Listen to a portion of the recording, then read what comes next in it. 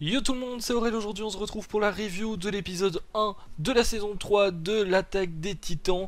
Si vous voulez voir l'épisode, c'est dispo sur Wakanim. Alors en fait c'est dispo pendant une semaine si vous avez l'abonnement ou si vous avez acheté la saison. Et la semaine prochaine, du coup dimanche prochain, l'épisode sera gratuit. Donc les épisodes sont à chaque fois gratuits une semaine plus tard. Si jamais vous avez le lien en description comme d'habitude. Et donc eh bien on a la saison 3 qui commence tout doucement, enfin j'ai même envie de dire qu'au final elle commence sur les chapeaux de roue comme on dit tout simplement. On va résumer un petit peu ça, je vais vous donner mon avis. Bon, pour démarrer on va parler très rapidement de l'opening vu que c'est un nouveau. On n'a pas le nouvel ending parce que la fin c'est simplement l'épisode qui continue mais avec les crédits dessus, donc on n'a pas encore le premier ending, mais on a le nouvel opening du coup. Que je trouve assez sympa. Alors on est dans un style complètement différent des trois premiers qu'on a eu sur les deux premières saisons. Très clairement.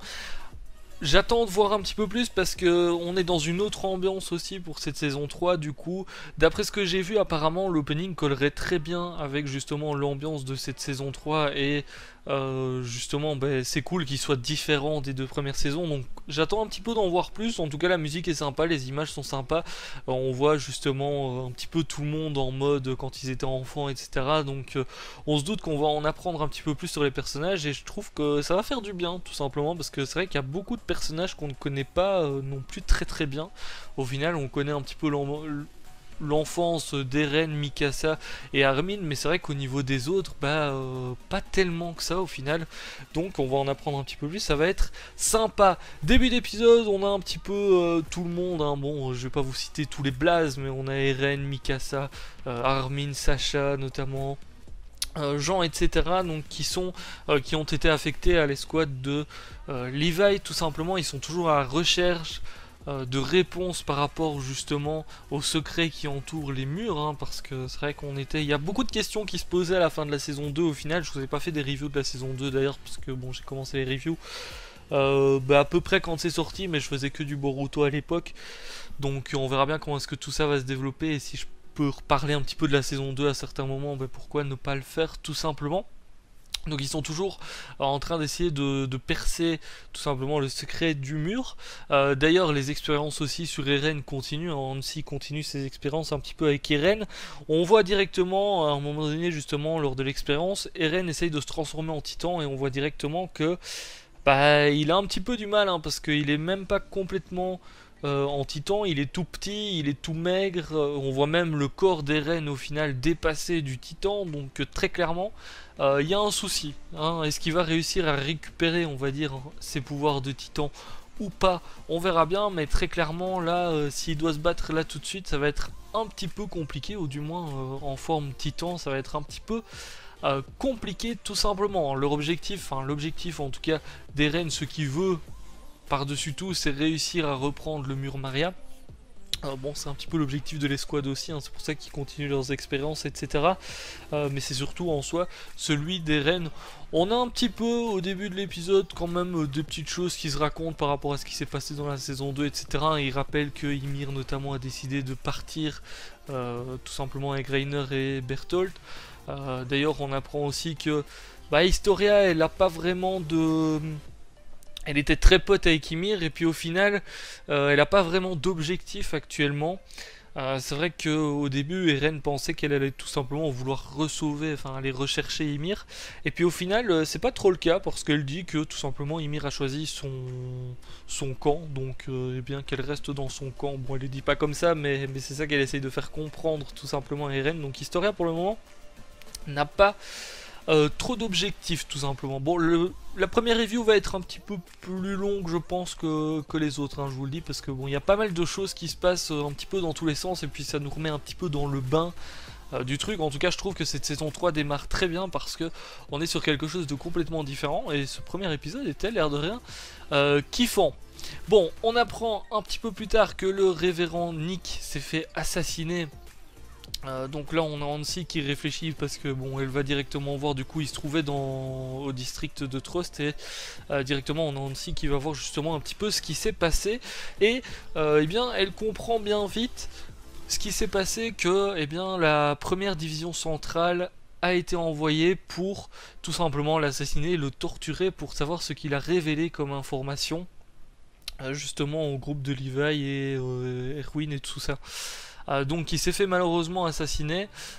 Hansi, d'ailleurs, j'ai bien kiffé le moment où elle commence à poser ses questions et tout à la brigade spéciale, la première division, enfin la brigade spéciale, ouais, c'est pareil. Elle commence un petit peu à poser des questions en mode ouais, je sais pas trop ce qui se passe et tout. Puis au final, elle arrive à avoir les informations. Notamment, donc elle comprend bien vite que c'est eux effectivement qui ont fait le coup et qu'ils avaient été envoyés par le culte du mur. Alors d'un autre côté, elle revient du coup là où se trouve un petit peu tout le monde, hein. Ils sont dans une petite maison à la campagne tout simplement sous les ordres de Levi. D'ailleurs, bon, c'était assez marrant le début où on les voit qui sont en train de faire le ménage, où ils ont un petit peu tous peur d'ailleurs de Levi, de ce qu'ils pourraient faire, etc. s'ils font pas ce qu'il leur demande. Et donc quand Hansi justement revient et raconte un petit peu l'histoire, Levi, bon, directement, il pose la question, est-ce que il a eu beaucoup d'ongles qui ont été arrachés, parce que les ongles ont été arrachés, du coup, elle dit qu'il y en a, enfin que les 10 avaient l'air d'être arrachés, donc bah il comprend directement qu'il a peut-être pas forcément révélé justement, enfin le révérend Nick a pas forcément révélé tout ce qu'il avait donné comme information justement à Levi, etc. Donc l'air de rien, c'est un point assez positif. Derrière, ils reçoivent une lettre du coup de Erwin qui leur dit que il y a bientôt des brigades qui vont arriver justement là où ils se trouvent, donc qu'il faut déguerpir très rapidement.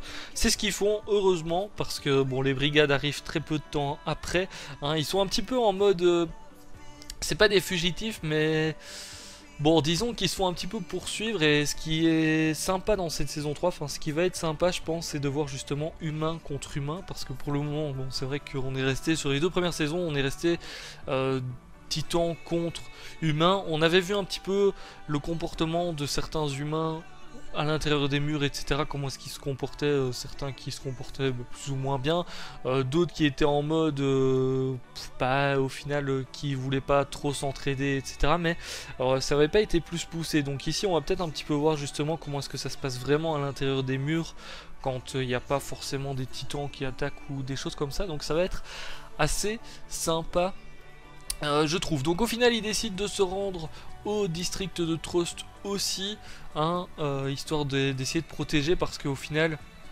les brigades spéciales recherchent justement Eren et Historia. Donc ils décident d'aller au district de Trust et bon, ils vont essayer de trouver un plan pour aller se cacher. Ils pensent quand même à tout, parce qu'on a Jean et on a Armin qui se déguisent du coup, on a Armin qui est déguisé en Historia et Jean qui est déguisé en Eren. D'ailleurs apparemment c'était déjà arrivé une fois qu'il se déguise en Eren, mais je ne me souviens plus très bien. Hein, d'ailleurs si certains sont intéressés, vous avez un résumé des deux premières saisons qui a été posté par Wakanim sur leur chaîne YouTube. Bon, résumé grosso modo évidemment, hein, ça dure 10 minutes, donc il n'y a pas le temps de résumer tout en détail, mais bon, ça peut vous rafraîchir un petit peu la mémoire tout simplement sur certaines choses. Bon, du coup les deux se font très rapidement enlever en ville, hein, parce que décidément les brigades ne veulent pas les laisser tranquilles. Enfin bon, ici c'est pas vraiment les brigades qui les... Enfin le culte plutôt ne veulent pas les laisser tranquilles, tout simplement. Donc les deux se font enlever pendant qu'Eren et Historia sont petit à petit amenés à un endroit tranquille, hein, où ils risquent rien, on va dire. Bon, très rapidement on a un plan qui est mis en place pour effectivement aller les rechercher. D'ailleurs Levi trouve ça très bizarre, parce que les ravisseurs, ceux qui ont enlevé tout simplement Historia et Eren, c'est clairement des amateurs, hein, Levi le dit comme ça. Donc il trouve ça très bizarre que avec on va dire la grosse tête que les brigades spéciales peuvent avoir, eh bien qu'ils choisissent pas des ravisseurs qui sont un petit peu plus intelligents et plus performants, tout simplement. Donc là ils vont directement sauver, Mikasa et Sacha et tout le reste du groupe, hein, sauf Levi en fait, et un gars qui était aux ordres d'Hansi, mais du coup qui est avec Levi maintenant, qui décide de poursuivre un chariot tout simplement. Et derrière, bon, Mikasa sauve très rapidement Du coup, Jean et Armin, bon, l'action était assez stylée. Hein. C'est vrai que c'est complètement différent, hein, les fights, du coup, parce que là, on a un petit peu du fight au corps à corps, etc., entre humains. Et on n'a pas forcément l'habitude de voir ça dans l'attaque du Titan, mais c'était assez sympa. On voit un petit peu d'ailleurs les capacités au final, enfin, les choses qu'ils ont apprises quand ils étaient. Quand ils se formaient, etc., qui reviennent tout simplement. Donc, bon, ça restait assez stylé, l'air de rien. Donc là, il y a Levi, il est là un petit peu en mode, mais comment est-ce que ça se fait que ça soit si facile? C'est pas normal que ça soit si facile.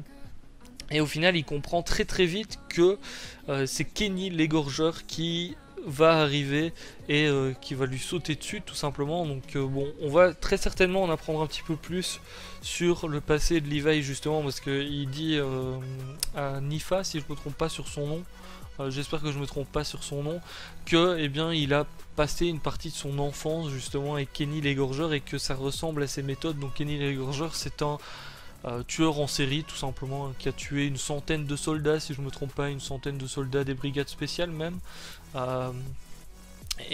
Du coup, eh bien, ça ressemble très clairement à ses méthodes. Donc, c'est un petit peu celui au final qui a éduqué, j'ai l'impression, Levi. J'espère qu'on va en apprendre un petit peu plus. Je sais qu'il y a un OAV d'ailleurs qui est sorti sur Levi. Je ne sais pas si c'est important de le voir ou bien si on va avoir les informations dans les épisodes tout simplement suivants. Je le regarderai peut-être pour voir, pour avoir des informations si certains sont intéressés. Donc n'hésitez pas à checker l'OAV tout simplement sur Levi, ça peut être intéressant. Moi je pense que je vais le regarder du coup, parce que on risque de passer à côté de certaines informations. Bon, pas le temps de souffler du coup directement quand il repense à ça, qu'il dit à Nifa, oui tu connais Kenny l'égorgeur, etc.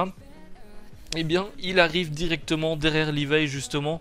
Bon, Nifa malheureusement, elle se fait très rapidement dégommer. Pareil pour le gars qui était sous les ordres d'Annecy, du coup on sait pas son nom, enfin il me semble pas que ça a été mentionné.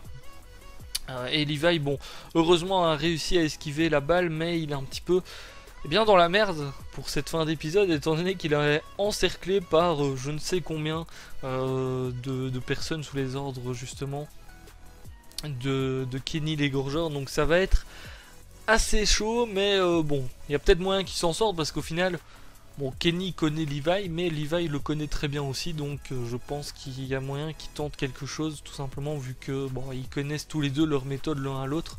Il y en a un qui a appris à l'autre et l'autre a appris avec, donc ils se connaissent très bien, et je pense que Levi peut effectivement faire le taf de toute manière. Je suppose que le groupe des Mikasa, etc. vont arriver derrière, enfin je pense. Donc voilà, l'épisode finit là-dessus. C'est un épisode assez sympa qui met petit à petit en route très certainement les intrigues que l'on va avoir dans cette saison 3, qui va être bon, bien différente, hein, comme je le dis depuis le début de la review, mais ça risque d'être assez sympa du coup. Bon, sur ce, je vais vous laisser là. N'hésitez pas à lâcher le petit pouce bleu si cette review vous a plu. Si vous voulez voir les épisodes, c'est sur Wakanim chaque semaine, chaque dimanche même à 20 h. Donc n'hésitez pas à checker la description. Sur ce, je vous laisse là. Ciao, bye bye.